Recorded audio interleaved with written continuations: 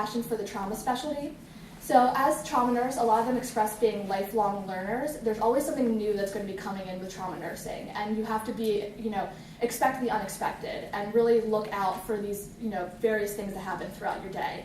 It's fulfilling because you're going and taking patients that are going through these horrible traumatic events and rehabilitating them hopefully to their normal standing. And like I said, every day brings something new. So a lot of the nurses said, I help patients and families recover from some catastrophic injuries. What better thing could you do? And a lot of people, once they got into trauma nursing, really stayed in trauma nursing. There was a deep passion for the specialty, and they really didn't see themselves doing anything else. When we asked, do you see yourself leaving the specialty, they were all like outright, no, I don't see myself leaving. So trauma is all I know, and I love it. It takes a special kind of person to love trauma. So that was a big basis for the study as well. We wanted to target this to especially undergraduate students or new nurses that could be considering the trauma specialty.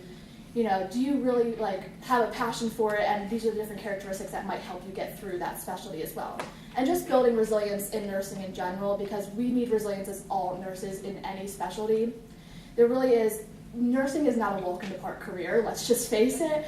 So you need to just have those skills to really avoid burnout and have that passion and fire get you through each day. So just some of the limitations of our study, we assume mostly our responses were from the One Health system. Our survey was also anonymous, so we didn't have gender, age, and years of experience, and that might have created a lot of diversity as far as maybe males and females respond differently to burnout and stress, or maybe if you're in it longer, you're more likely to have resilience, or maybe you're more burnout and don't have as much resilience. So that could be an idea for future research to have that involved. And it was also a convenient sample. It was spread by word of mouth. So just some ideas for future research, like I said, adding that demographic information, but also maybe expanding to other health systems to see if trauma nurses respond differently in different demographic or areas, or just different health systems in general. So in conclusion, trauma nursing can be stressful due to the high stakes, lack of resources, and emotional complications, and finding the resources to care for patients that don't have insurance, or different things that are all these different emotional complexities. But it's important for these nurses to learn to let it go and finding outlets to deal with the burnout and building resilience as a trauma nurse. Thank you.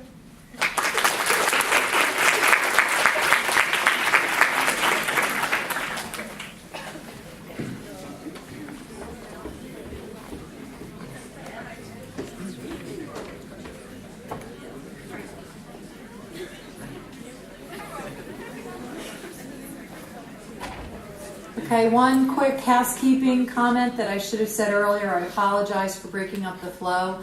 And that is, if you would just hold your questions until the end, and then we'll make all of the honor students available for your questions that you bring forward. So I am the next lucky faculty member. Again, my name is Dr. Kim Noble, and I worked with, obviously, the total best 2 honor students there have ever been in life, correct? No. Bias there, Dr. Noble. None. So, as Dr. Right out of my head.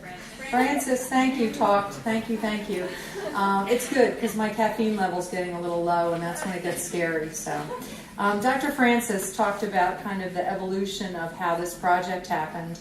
And I met with Ashley and Caroline several times as we kind of morphed through the project.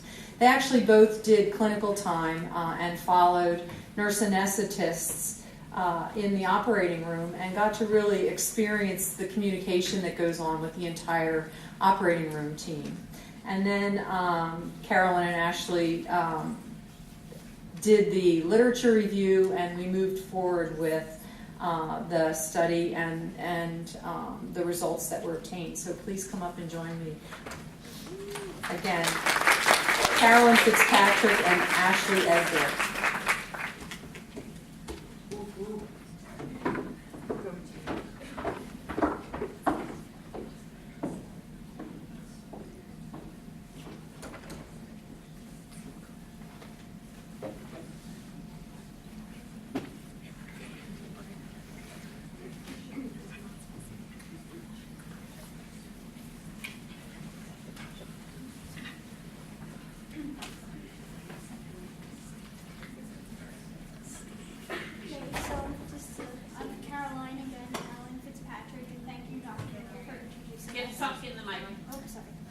And I am Ashley Edgar, and we had the pleasure of conducting this research with Dr. Noble, our faculty mentor. Our research is perspective of surgical teamwork communication, maintaining homeostasis. So a little bit of background. We wanted to focus our research on patient safety in the operating room. That is the #1 concern in the OR. There is strong evidence to suggest that communication is the most important factor impacting patient outcomes. The Joint Commission reported that communication failures accounted for 56% of operative and postoperative complications, 63% of retained foreign bodies, and 68% of wrong site or wrong procedure cases. When we conducted our literature search, we noticed that there was a lack of research with a focus on communication and safety perceptions. A descriptive quantitative research approach was used for data collection in regards to the safety attitudes of team members in the operating room. We used the Safety Attitudes Questionnaire with permission from a previously existing professionally reviewed tool and used that to survey OR team members at Jeans Hospital in Philadelphia. The purpose of this study was to survey the surgical staff members using a Likert scale to determine how they perceive communication and patient safety while they are working. This descriptive data will be used to inform the healthcare providers of key communication patterns and safety attitudes that will aid in providing a safe environment for patients. Approval was obtained by Weiner's Institutional Review Board. 35 participants were recruited. The SAQ was completed by OR registered nurses, registered nurse first assistants, surgical technicians, anesthesiologists, CRNAs, surgeons, and medical students. Here's a copy of the SAQ tool we distributed. Participants only had to identify their job position by checking a box at the top of the questionnaire. The survey consisted of 19 5-point Likert scale items, ranging from strongly disagree being 1 to strongly agree being 5. Some examples of the questions asked were, in the OR, it is difficult to discuss errors. I am encouraged by my colleagues to report any patient safety concerns I may have. Patient safety is constantly reinforced as a priority in the OR here. The physicians and nurses work well together as a coordinated team. I would feel safe being treated here as a patient. The ultimate goal is that each staff member strongly agrees that communication between their team members is strong and that patient safety is a priority. Now we are going to take a look at the results of our data and how they can be used to identify communication gaps and increase the safety of the patient.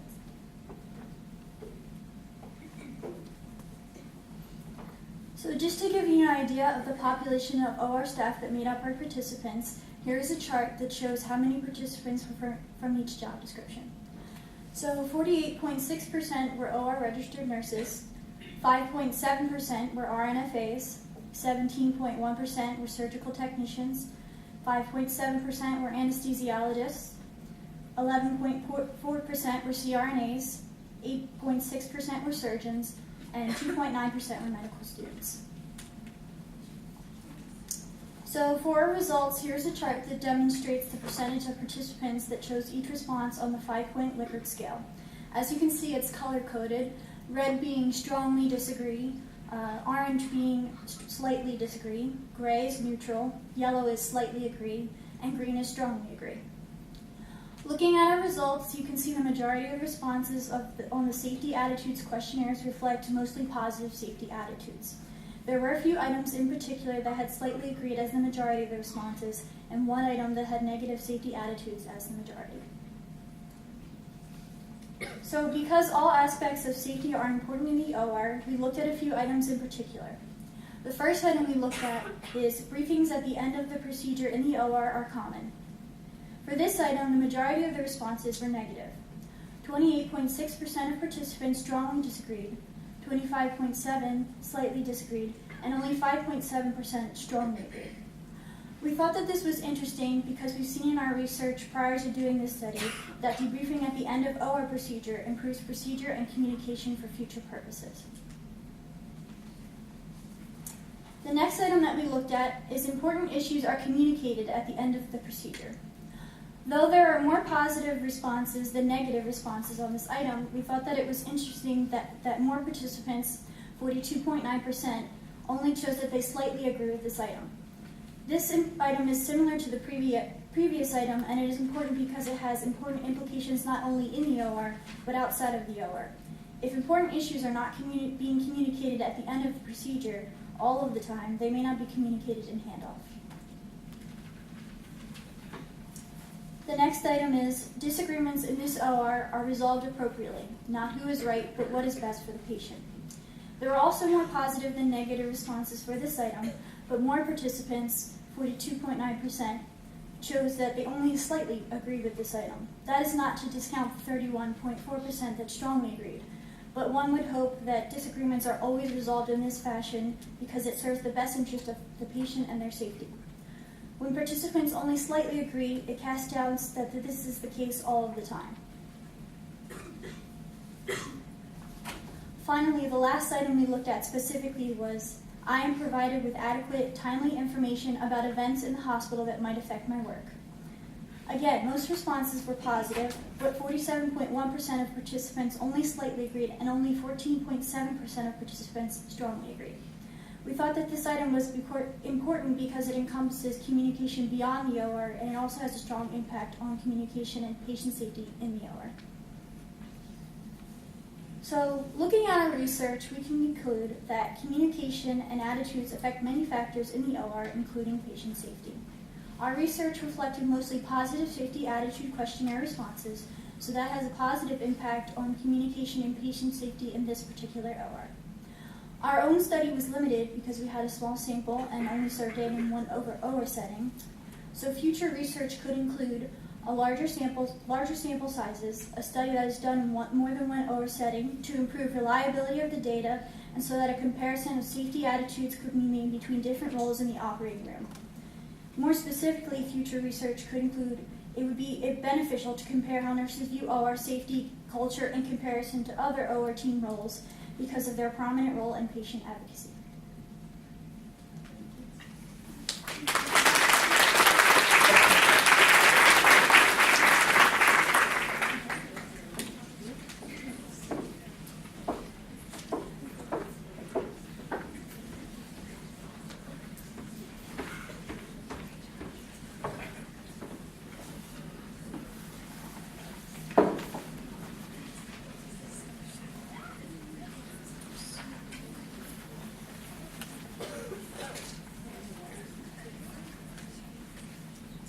Dr. Schwartz?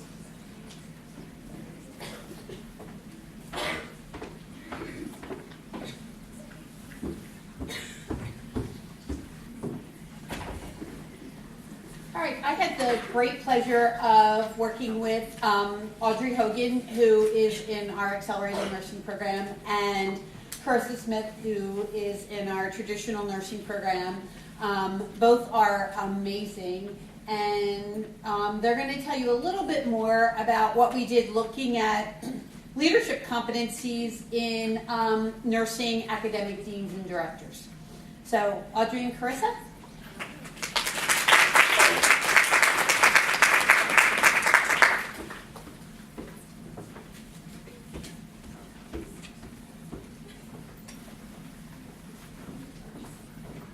So I'm Carissa, I'm Audrey. and like Dr. Schwartz said, our project is on leadership competencies in nursing academic administrators. So I'm just going to give you a little bit of background on this study. Before I do that, I want to point out that our study replicates studies of Hansen, Dello, and Jackson in 2010, and also Boswell and Imroz in 2013 regarding specific leadership competencies identified by the American Association of Community Colleges, which you will hear us call either the AACC or the AICC through the presentation. So some of the background and a little bit of the scope of the problem is that nursing education is a business, and it's also a very large business. There's over 2,000 nursing schools in the United States alone, and there is, with the deans and directors, there's usually a lack of leadership skills and executive training, and it's well needed. And the deans and directors must deal with competitive edge and balance with their high level of responsibilities. This leads to many unfulfilled positions, and it's important to help maintain the roles and growing them. So the American Association of Community Colleges created a model in 2005 that defined a standard of excellence for community college leaders. Professional development, further defined, is through these 6 things. So they are organizational strategy, resource management, communication, collaboration, advocacy, and professionalism. The organization encourages leader development programmers to incorporate these into practice.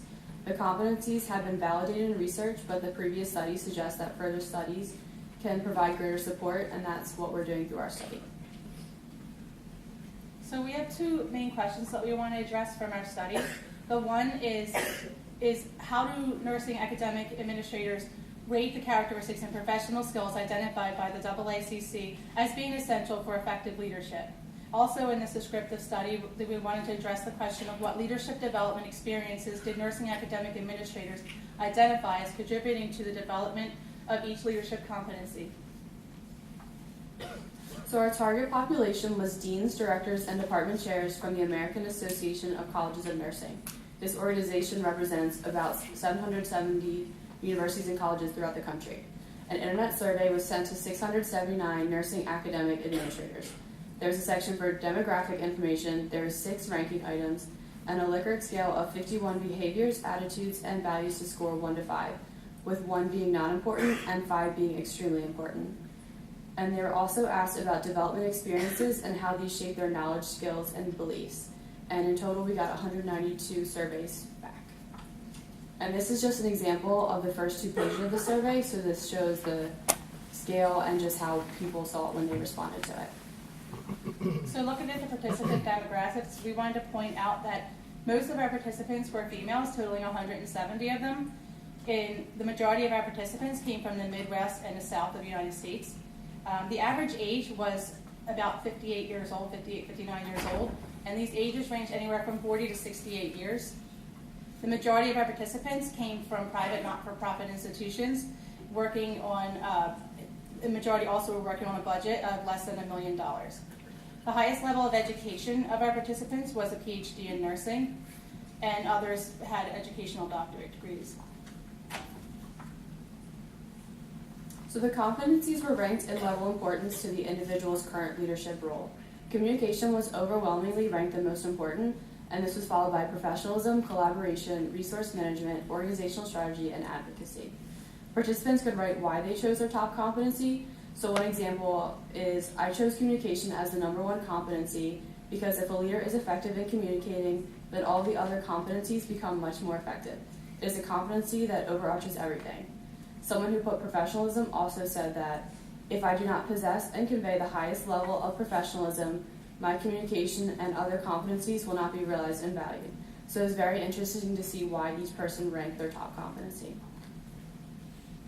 This table shows the number of people who ranked each competency with which number. So as you can see, 63 respondents put communication 1 and nobody put it last. You can also see that professionalism was kind of ranked all over.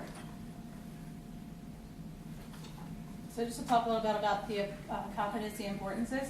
As mentioned with our first question, participants ranked statements regarded as essential for effective leadership by the AACC. They said it was very important, very important and extremely important. Most of them had said that it was very important. Supports in the previous study was that the statements are regarded as essential for leadership and should still be supported. So this addresses the second main question from our study. In the survey, participants were asked about the following leadership development experiences: graduate programs, in-house programs, workshops, challenging job assignments, hardships, feedback, mentoring and coaching, personal reflection, networking, progressive job responsibilities, and experiences in business, military, and government. On the survey, participants selected the experiences from the list that had the most significance in the development of each leadership competency. Many of the most effective developmental activities were in congruence with the original study. That study found that progressive job responsibilities were the most beneficial and military experiences were the least beneficial. In our results, progressive job responsibilities were the top 3, but personal reflection and mentoring and coaching were ranked higher. We also found that military and government experiences were ranked the lowest, just under business, but this could be due to the fact that a lot of nursing academic administrators never had this experience to begin with. So why is all this important? This study shows the competencies needed to be effective, and we need to find ways to better prepare them for their roles, speaking of the deans and directors. personal reflection was a really big one for the majority of our participants. And it's showing that these strategies are needed to help these people be comfortable in their jobs, and what we're doing for them right now is not enough.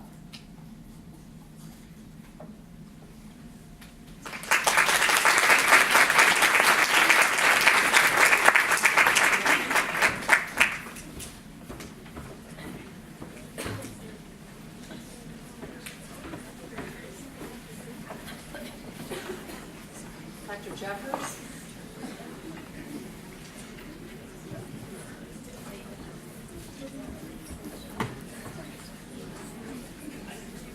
Good morning. I'm Dr. Jeffers. I coordinate the Nursing Honors Program, and there's a couple things I want to say before I introduce my two fabulous students. First, I would like to acknowledge the transformation and success of these honor students over the past year and a half. I'm very proud of them. They have all done a fantastic job. In addition, I would like to thank and acknowledge the faculty mentors who volunteer their time to mentor these students in the process of research and learning how to be a scientist, and without them, we wouldn't have this honors program, so thank you. So I'm going to introduce Sarah Connolly and Cara Borowick, and they have been a wonderful group of students. Knowing well in advance that I am the queen of death and dying, they decided to join me in my research on end-of-life care. Death and dying is not something that anybody really wants to talk about, but as nurses, you're all going to be participating in caring for somebody who is dying and their families at the end of life. So I will let them talk more about it as far as the communication piece of end-of-life care. So Cara and Sarah, come on up.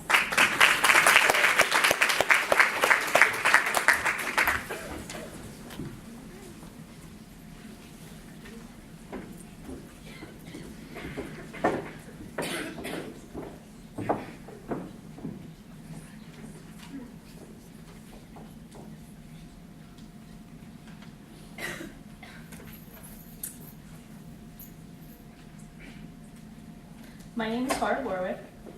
And I'm Sarah Connolly. Thank you, Dr. Jeffers, for that introduction. We also like to thank Dawn Ferry for facilitating the simulation portion of our research. Our research is titled The Effect of End-of-Life Communication Simulation on Nursing Students' Perceived Communication Self-Efficacy. Just a little bit of background. Our research stems from a call from our research and education on end-of-life and undergraduate licensure programs. Like Dr. Jeffers mentioned, dealing with death and dying is inevitable in the nursing profession, and in our literature review, we realized there was a lack of exposure to communication with family and patients in this particular setting. The purpose of our study was to gain more understanding on student views at the end-of-life communication. In doing so, we also wanted to examine the effect of End-of-Life Nursing Education Consortium, or the ELNA communication module, on students' confidence and efficacy following an end-of-life simulation. So for our method, we use a descriptive mixed method using comparative and qualitative descriptive designs. We'll explain later why, but for this purpose, we'll strictly focus on the qualitative data. An IRB was submitted to Washington University and approved, and for recruitment purposes, we used the senior nursing students in the Medical Surgical 3 course. Our data collection for our qualitative data, senior nursing students participated in an end-of-life simulation, and this was followed by a focus group. We asked questions like their perception of the sim, positive and negative communication techniques, how they felt discussing the prognosis, and their takeaways. These were recorded and transcribed. We analyzed the qualitative data using thematic analysis from the transcriptions of the focus groups. So our qualitative results, we developed a major overarching theme titled Delivering Bad News is Difficult. And from that major theme, we developed 4 sub-themes, and they're titled Reflecting on Communication at End of Life, Getting Comfortable with Feeling Uncomfortable, Calling for More Exposure to End-of-Life Communication, and Fostering a Supportive Environment for Patients and Family. Our first sub-theme was divided into 2 because in the debriefing section of the simulation, the students were asked positive and negative techniques that they could reflect on that either they did or they saw peers participate in doing. So kind of looking at all the qualitative data that we collected, common positives observed in the responses included the use of silence, body posture, and letting the grieving family have space. And just to quote one of the students on this, one of them stated, "Hey, let's take a deep breath." And I thought just for that one moment, giving them a breath was what they needed. The second part of sub-theme 1 is negative techniques. So the responses showed feelings of repeating themselves and being unable to get the point across in the right way. Students expressed feelings of lack of control over argumentative family members and how to deliver information with the family present in the room. And just to quote one of the negative techniques that students responded, "I felt like I was going to say it multiple times. I felt it was on the tip of my tongue and I just couldn't get through with it." The second sub-theme we found was getting comfortable with feeling uncomfortable. Many students voiced discomfort in having to address the reality of death with patients' families. This simulation was the first experience with death and dying for many of the students. One said, "It was overwhelming because as nurses, you kind of look at the family and you're like, wow, I'm delivering you guys bad news. I had to do it. I had to be the one to tell you, listen, your dad is not going to get any better." Many students voiced just how hard these words were to get out, if they even could get them out. The next sub-theme we found was calling for more exposure to end-of-life communication. Many students expressed that they felt they had gotten insufficient education on how to communicate with patients and their families at the end of life. If students were not in the end-of-life elective, they've only gotten about one lecture a semester on end-of-life issues, and these typically encompass legal and ethical issues rather than communication. One student said, "I feel like we talk about end-of-life, but I just never had a situation where I was talking to the family." The last sub-theme was fostering a supportive environment for patients and families. All students shared a common goal of wanting to be open and truthful with the families so that they were able to make fully informed decisions. One student said, "Sometimes you have to say it 5 different ways before your patient's family can acknowledge or accept what is happening." This goes to show that as nurses, we need to understand that during stressful times, people might not be able to process information correctly, and we want them to be able to know what's going on so they can make the best decision for themselves.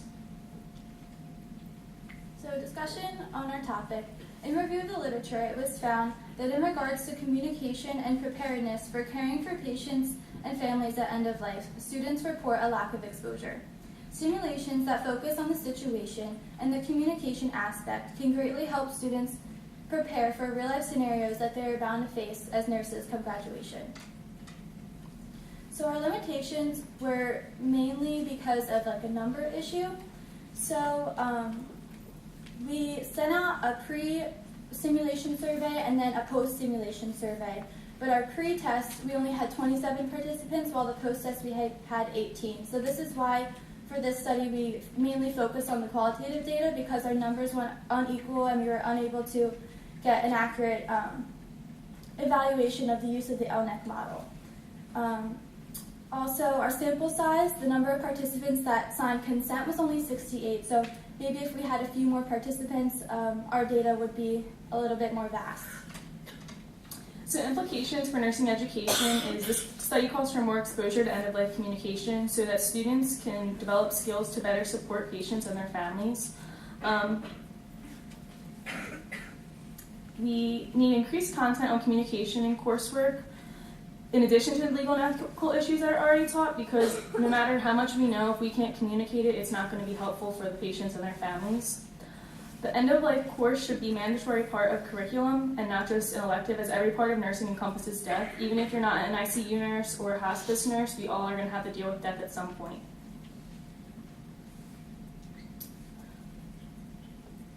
So for implications for nursing research, if we had more qualitative data, a larger sample size would have yielded better post-test results and would have been able to show the effectiveness of the LNEC model. Multi-site studies would identify where schools are lacking in end-of-life communication skills, because this was just done with Widener students. Students from other schools may have completely different experiences, and it's important to know where they're at, so that way, even though we go to different schools now, at some point we'll be nurses together, so we need to be able to work together to support the families as best as possible.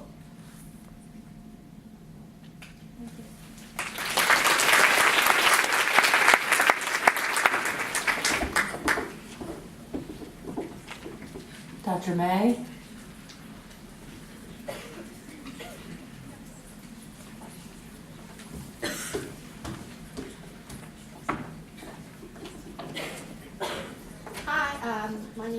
Gervais. I teach in population health. I had the great privilege to work with Delaney Noel on the topic of climate change. Climate change is an emerging area of nursing research that is often misunderstood, or people don't understand the long-term impact of it. And Delaney did a great job looking at the resources, what's currently being looked at in the literature, and how we can move forward with improving people's knowledge. Delaney.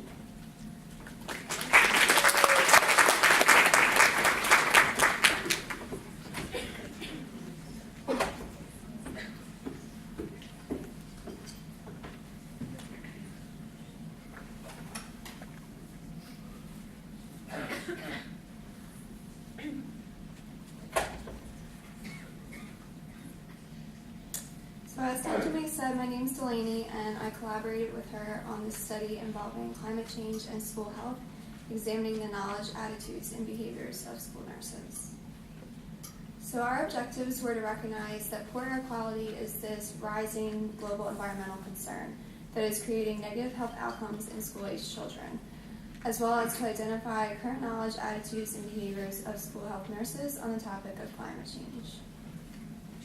So some background that lays the foundation for our study is this concept that there is a rising concern of a knowledge deficit regarding the link between climate change and health outcomes. When performing the review of the literature, it was reported that environmental health concepts were not being extrapolated into nursing specialties. Rather, they were being very limited to areas such as public health and occupational health. Furthermore, a portion of the problem was being attributed to the content of nursing curriculums and kind of nursing academia. This was exemplified by this one survey, which showed despite the belief that these topics are necessary, there are still some students that are not being exposed to them.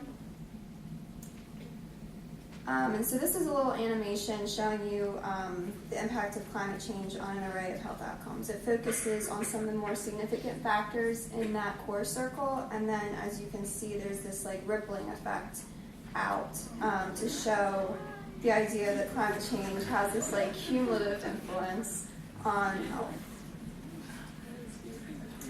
So our focus on school nurses is that their patients, being children, kind of fall under this umbrella term of vulnerable populations. And research has indicated that air pollutants are directly associated with poor asthma control. And so these nurses are in this unique position as sort of these frontline practitioners to practice climate conscious care. Hopefully with the appropriate knowledge, they can educate kids and their families to prevent a potential lifelong decline in respiratory function. So for our study, we did a pilot study using the climate change questionnaire developed by Rebecca Franzen for a quantitative data analysis. It was approved through the Widener University Institutional Review Board prior to starting, and our participants agreed through the consent process. If they did not agree to consent, they were redirected to the Nurses Climate Challenge website. And this is a global campaign trying to further this continuing education for nurses, giving them like resources and information on topics regarding climate and health. So even if they didn't participate, they were still hopefully engaging in some sort of education. Our participants were registered nurses employed as school nurses in the state of Pennsylvania, and a total of 155 nurses were invited to participate and 25 responded.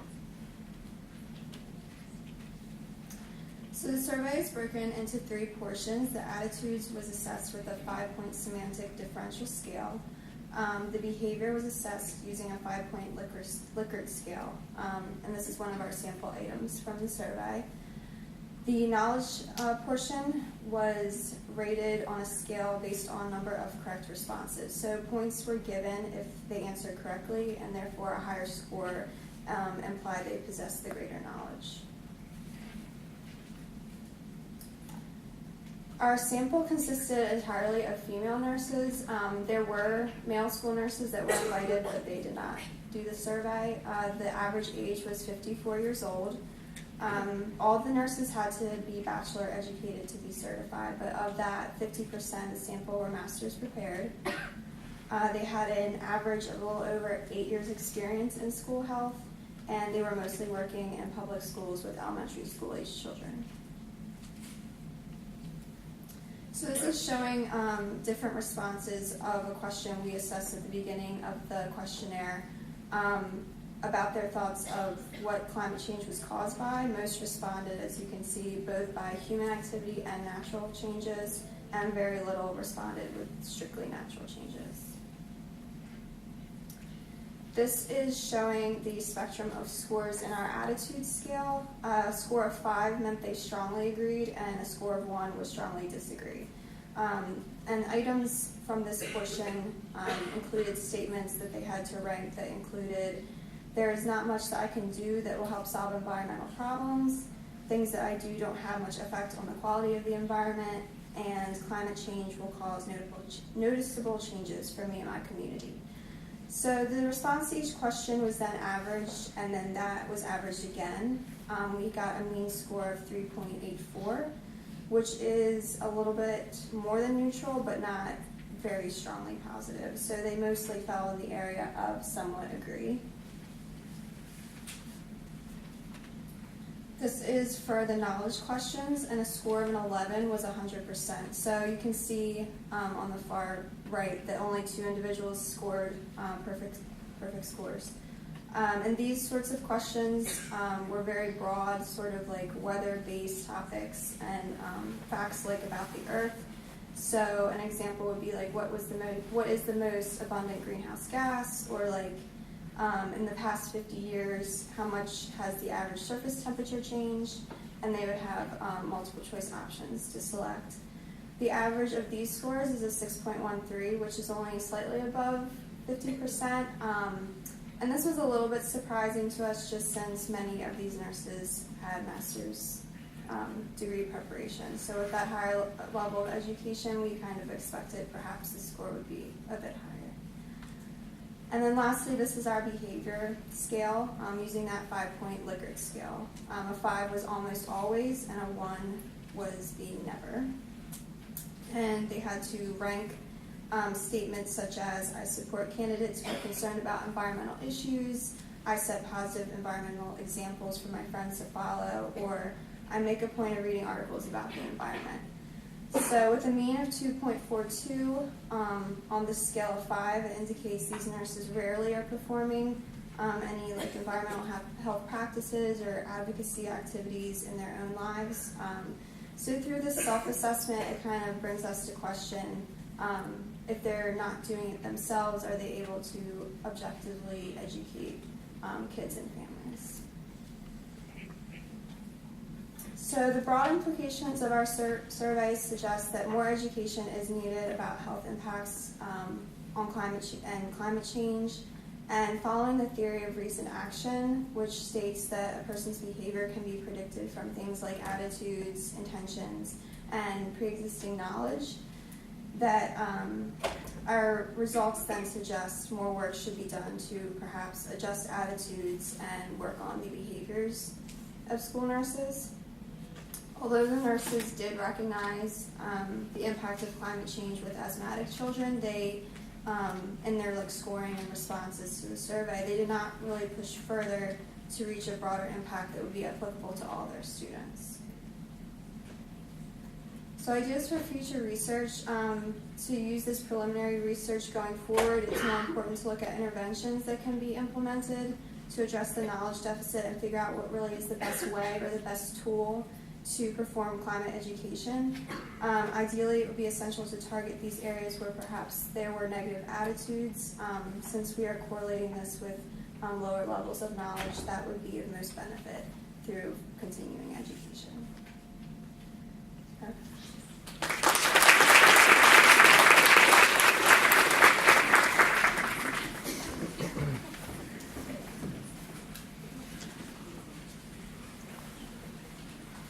Dr. Kasurka?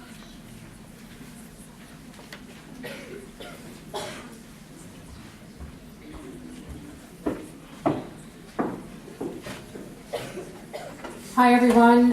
It is really my distinct honor and pleasure to introduce Ariel Deal, who's worked with me. Those of you who know me and have heard my spiel about social justice and how important that is. Sometimes we think always about the care we're providing in, that hands-on, all that task-focused things, but nurses are so much more, and we've heard a lot from a lot of people talking about that. My work really is looking at how do we teach students about social justice, and how do we motivate them to go into practice and be agents of change, supporting social justice initiatives and taking care of all the patients that we see. So I've been teaching an Inside Out elective. This is the second year that we've done it. So I hear a lot of anecdotal things, and those of you who know about research know that stuff is initially anecdotal, and then how do we get it into that empirical piece so it's starting to look at things. So this is a qualitative study, and it's a retrospective review, and it's still in progress. So Ariel's going to be presenting themes, and we're still drilling down on some of those sub-themes, but kind of giving you an overview. I've heard a lot of powerful things. I've read these reflections from these students, and I thought that we really need to start talking about this as a strategy. So I'm going to ask Ariel to come up and present what we found out. Thank you.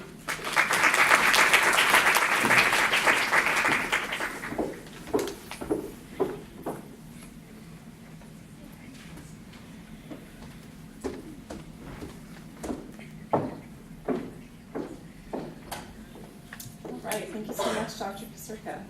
I'm pleased to, should I pull up my PowerPoint first? That would be helpful.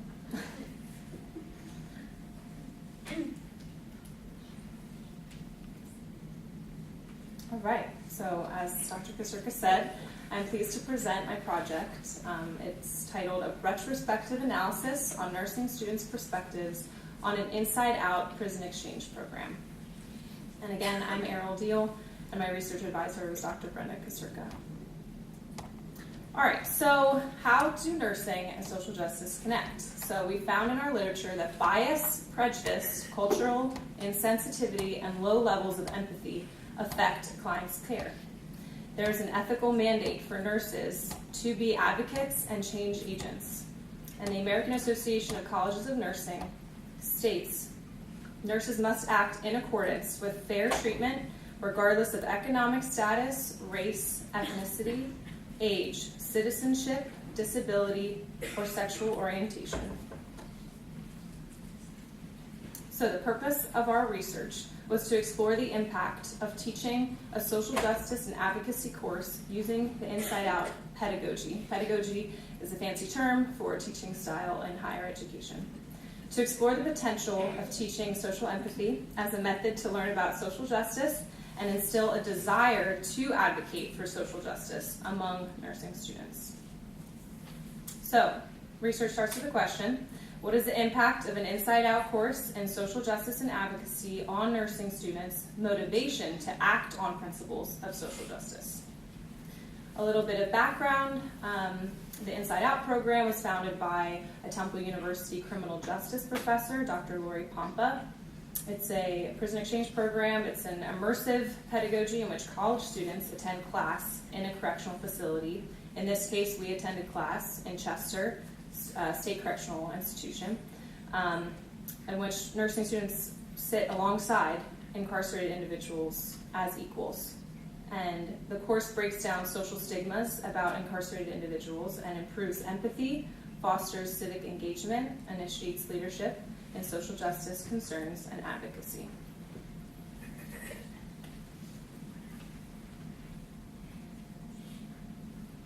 All right, so how does Inside Out compare to other pedagogical strategies in increasing empathy? Well, it's an affective, experiential domain teaching style that targets self-awareness and empathy of students to motivate behavioral changes, and in this case, we're looking at advocacy and social activism. And it involves face-to-face exposure and connection, establishes common ground and shared experiences.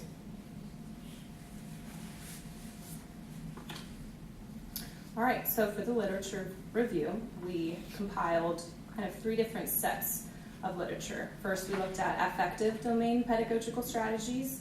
Then we looked at literature on social justice in the nursing curriculum. And then specifically the Inside Out prison exchange program. All right, so our research method was a qualitative descriptive study. We it was a retrospective review of the final course impact papers from the fall of 2017 and the fall of 2018 on on Widener's senior nursing elective, the social justice and advocacy inside out course. The total sample size was 29 senior BSN students. 4 of them were males and 25 were females. So, how did we analyze our data? We kind of deconstructed these reflective papers. We reviewed them line by line to identify 5 themes. We didn't know the names, we just looked at them objectively. And then the themes were linked to one of our literature piece articles, Siegel's social empathy theory, which I'll reference next. So as the figure shows, how does social empathy lead to social justice? He first thinks that it starts with empathy, and then one gradually develops contextual understanding with all the factors around the figure, and then to social responsibility, and then to social justice, and acting on that social justice. So there were quite a few findings, but they provided evidence of student transformation from fear of the other to one of more empathic connection and understanding of the lived experience of incarceration. This resulted in student commitment to social justice principles and embracing role as advocate and change agent. And these are our 5 themes: empathy, connection, self-other awareness, transformation, macro perspective shifts and insights, and then igniting passion or desire to advocate for social justice. And let me just read a few quotes of how we came to these themes. So one student wrote, I found that if these men could accept who they are, who they were, and grasp the gap between the two, then I can do the same when I encountered remorse or regret for any life choices I may have made in my own life. Another student wrote, we are all imperfect. Another student wrote, not only did we learn about social justice, but we learned about one another. It was insane to see our similarities. We want similar things in life. So another theme we found, self-other awareness, was found in this student's quote. I was truly inspired in the end by how much we cared about each other and how we were doing outside of classes. Another student wrote, I never thought I'd be able to connect with these men. I recognize my unconscious biases and how they impact others. So transformation, there was a lot of it in the courses as we were reading about it. One student wrote, I realized during our closing ceremony that this was one of those moments that takes you by surprise because you're never expecting to experience them at the beginning of the journey. The moments where you go through something incredibly unique that has you left fundamentally changed. Years from now, something is going to happen in my life that will bring me back to this experience, and a whole new interpretation will arise. I thank you so much for giving me the opportunity to grow during this experience. Another wrote, I have grown more in this class than I have in all my conventional classes put together. I cannot express the impact that these men have had on my life. This class truly made my heart grow as much as my brain. Another person wrote, it was truly a waking up experience for me. And I don't know if you guys know the hashtag woke, but that right there shows it. Next, we have macro perspective shifts and insights. So this course made me more aware of social issues that everyone pretends don't exist. Another student wrote, I've come to realize that humans, regardless of background, can come together and work for a better future. We as a society lose sight of the most crucial aspects of life, simply how to be human. The drive and passion the Inside students had for this course will forever be a reminder for me to do more. And then the final theme, igniting passion or desire to advocate for social justice. One student wrote, being a bystander in a situation is no better than being a perpetrator. By standing by, we allow misconceptions to continue. I will speak out. A next quote I could read. This experience will allow me to be more empathic as a nurse toward prisoners. In my future nursing practice, what I learned in this course will make me a more aware nurse and advocate. There you go. All right, so implications not only for education, but actually out in the field. Social empathy supports equal treatment of patients within the hospital, and it ensures patient satisfaction and better healthcare outcomes. Another implication, it increases awareness of social justice, supports more compassionate care and treatment of the other in society. And then Nursing Inside Out, prison exchange courses may foster motivation to advocate for social justice and support the ethical mandate for nurses to advocate for social policy. All right, so as Dr. Kosterka said, it's a work in progress. Research is always a work in progress. So we could look at, for the future, if social empathy is the precursor to social justice activism, how do nurse educators motivate nursing students to act on these principles when transitioning to practice? We could compare effective domain methods of teaching with other pedagogical styles, and we can look at the longitudinal impact, or we can do a longitudinal study to assess impact on the nursing practice, and continue to see if we can make Inside Out more of a standard elective across nursing schools in the education realm. So there you go. Thank you very much.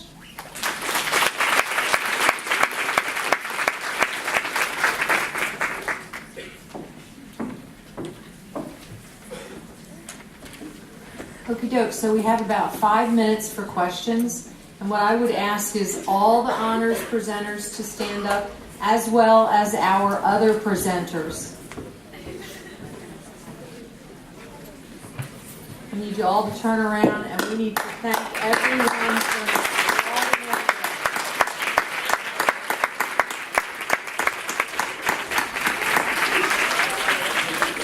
Okay, does anyone have any questions? Stand up. This is for Ashley, Caroline, or Dr. Noble. For your 3 questions, you brought up that you were emphasizing the results of it. The 3 survey results that you posted, that you were discussing what you thought was an interesting result for them. Did you further break it down by the roles of which person had which responses? Whereas like a physician might think that something was resolved as opposed to a nurse or a surgical tech or even the CRNA. That's a good question. That's what we wanted to base our research off of, which was to compare between job roles, how nurses view it compared to physicians, surgeons.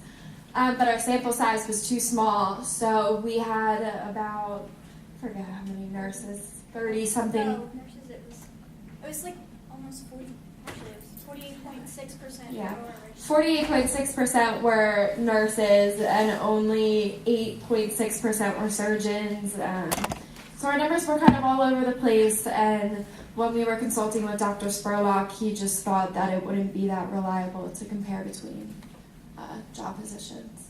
Thank you.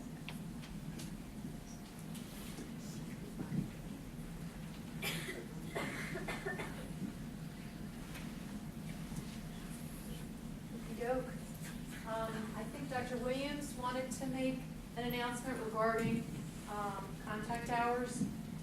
I can stand. I was going to come up and address you all. Anyway, I'll just stay back here. So thank you for coming. Isn't this amazing? That whenever you have a question and you research your question, you can come up with all of these answers.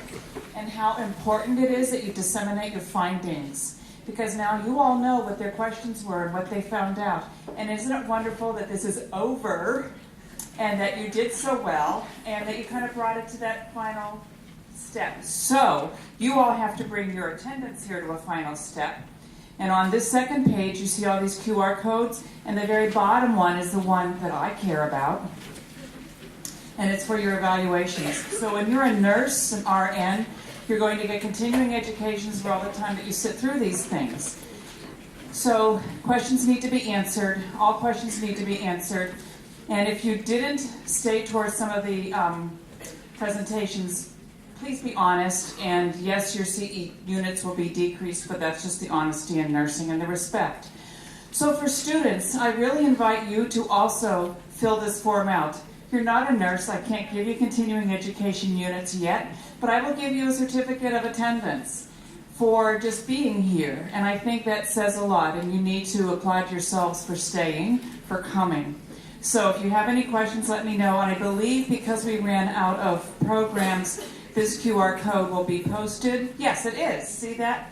So just use your handy-dandy phones and answer the questions. There's a bunch of them. The ones at the bottom are really important. It's what you thought about this, how you're going to use this in your practice, and any future presentations that you would like, and we can see about offering them. Any questions? Good.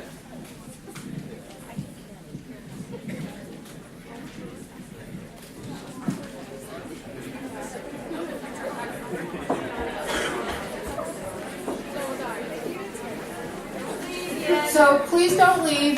Before everybody rolls out of here, we have a couple things. Number one, I'd love for the honor students to come up to the stage so they can get their cords.